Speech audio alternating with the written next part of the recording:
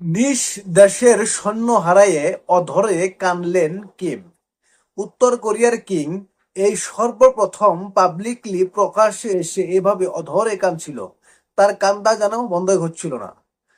প্রিয় দর্শক, উত্তর কোরিয়ার সেনারা রাশিয়ার পশ্চিম তীরে রাশিয়ার হয়ে যুদ্ধ করতে গিয়ে অনেক সেনা নিহত হয়েছে এবং সেই সেনাকে মনে করে একটি সম্মিলনে অধরে কাঁদছিলেন কিম।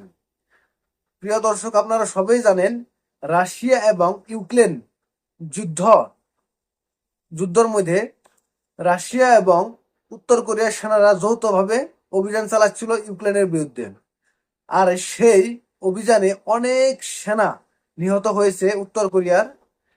সেই সেনার উপলক্ষে একটা সম্মিলন করা হয়। সেই সম্মিলনে উত্তর কোরিয়ার কিমকে দেখা যায় তিনি তার সেনা হারিয়ে অধরে কাঁদছেন। তার কান্দা যেন বন্ধই হচ্ছিল না। এর আগে কখনো তিনি এভাবে কান্দেন নেই এবং প্রকাশ্য তাকে কান্দা দেখা যায় নাই। এই প্রথমবার তাকে দেখা গেল। প্রিয় দর্শক, আপনারা জানেন যে কিম অনেক সেনা পাঠিয়েছিল। গণমাধ্যমের কমতে মোটামুটি 13,000 সেনা পাঠিয়েছিল রাশিয়াতে, রাশিয়ার হয়ে ইউক্রেনের বিরুদ্ধে যুদ্ধ করার জন্য। এবং সেই সেনাগুলোর আসল পরিচয় লুকানো হচ্ছিল। রাশিয়ার ইউনিফর্ম, রাশিয়ার আইডি কার্ড এসব দিয়ে তারা যুদ্ধ করছিল।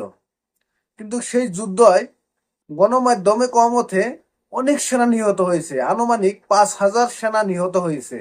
এবং এই সেনাগুলো হারিয়ে কিং এভাবে অধরে কাঁদছেন। প্রিয় দর্শক, আপনারা জানেন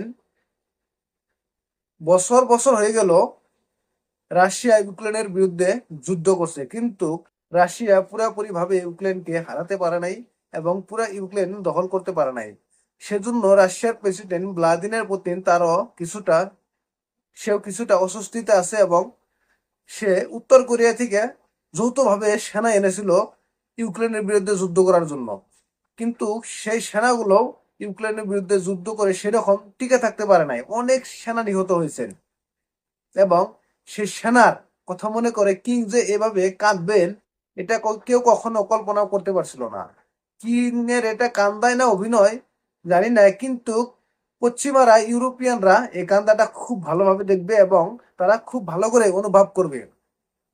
এরপরে কি তাহলে কিম অনেক বড় ফয়সলা নিতে যাচ্ছেন এবং ইউক্রেনের বিরুদ্ধে অনেক বড় যুদ্ধ করার জন্য তার সেনা আরো বেশি করে সেখানে পাঠাবেন?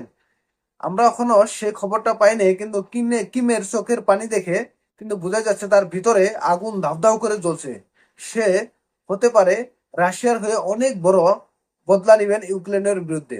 আমরা দেখবো আগে কি হয়, আপনাদেরকে সবসময় আপডেট দিয়ে যাব। তাই ভিডিওটা ভালো লাগলে অবশ্যই চ্যানেলটাকে সাবস্ক্রাইব করবেন।